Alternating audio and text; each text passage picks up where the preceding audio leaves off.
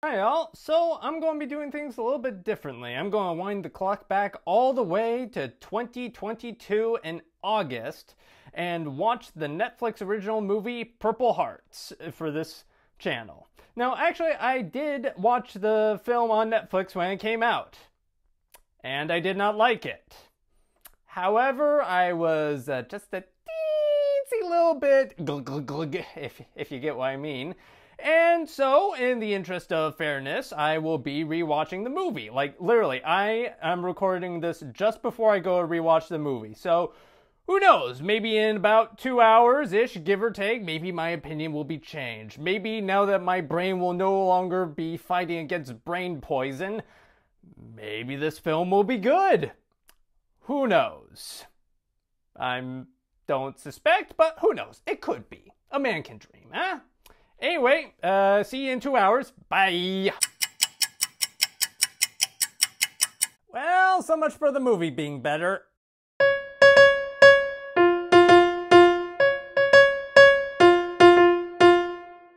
Alright, so Purple Hearts. It was directed by Elizabeth Allen Rosenbaum and starred Sofia Carson, Nicholas Galitzine, Chosen Jacobs, John Harlan Kim, Kat Cunning, and Lyndon Ashby.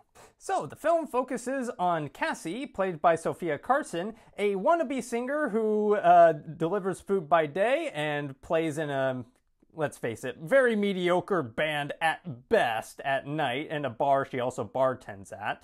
And Luke, played by Nicholas Galitzine, is a Marine who desperately needs to pay off a huge debt to a drug dealer, lest his drug dealer go all, drug dealer and try and hurt his loved ones.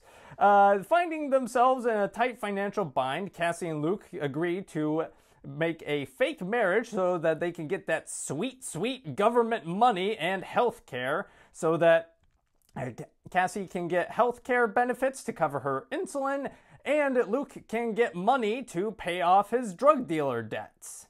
Will these two manage to turn this fake marriage into a real marriage, despite having absolutely zero chemistry with each other? And will Cassie find a way to butcher the Neil Diamond classic Sweet Caroline with her god-awful singing voice? The answer is, unfortunately, yes on both counts. So let's begin with the writing, because sweet Jesus, the writing is atrocious. It's about as atrocious as I remembered it being, which is impressive, because again, the writing just lacks any and all nuance that could even mildly complicate the characterizations. Cassie and Luke. Cassie is a stereotypical liberal's liberal. Like, she has a gay pride flag, a BLM flag, hates Marines, hates the US government, and does not believe in the institution of marriage.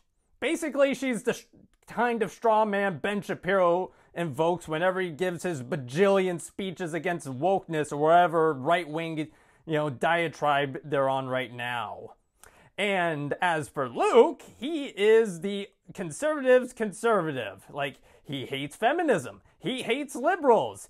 Or as he likes to call them, libs. And he hates liberals and their dastardly Lexus driving pacifist ways. And together, my God, I don't think I can fully overestimate just how insufferable the dialogue exchanges between Luke and Cassie are, because basically it's just them iterating talking points. Like at one point, Luke, he accidentally catches a glimpse of a tattoo on Cassie's back, and he's like, oh, is that socialism now? And at one point, Cassie is seen wearing the future is female shirt, to which he's like, so what happens to all the men in the future? It's just like, Jesus H. Christ, nuance, people, have you heard of it? Anywho, yeah, like I said, there is some potential with the writing. Like at one point, the film introduces some conflict between Cassie's mom and Luke's father. Well, not between generationally speaking, not between Luke's father and Cassie's mother.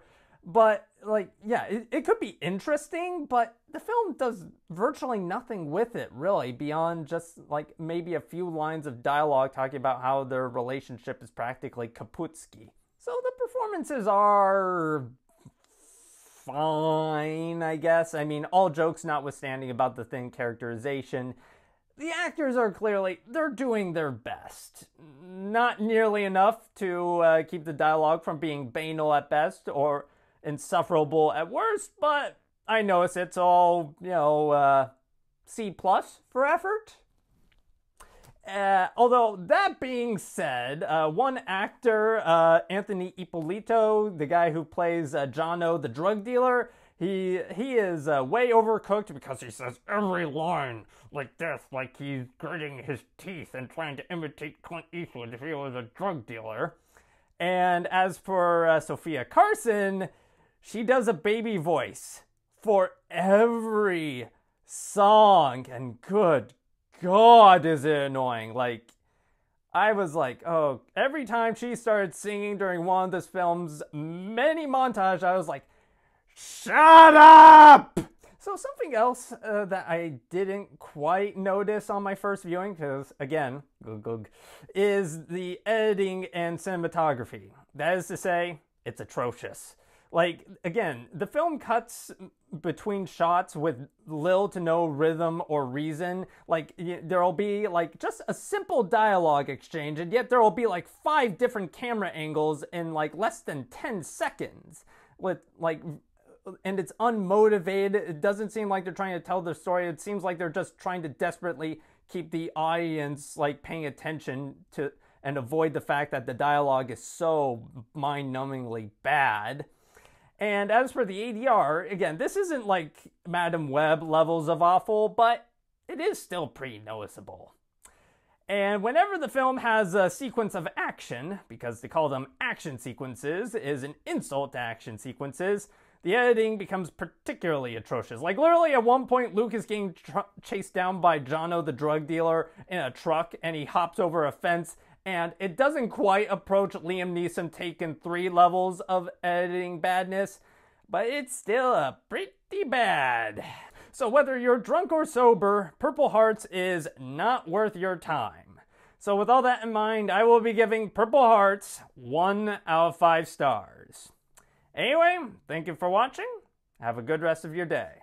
So, yeah, I mean, to that end, what movie would you like me to review next? I'm not sure if I'm going to do user requests that often, but if you'd like to see me review a movie, put it down in the comments.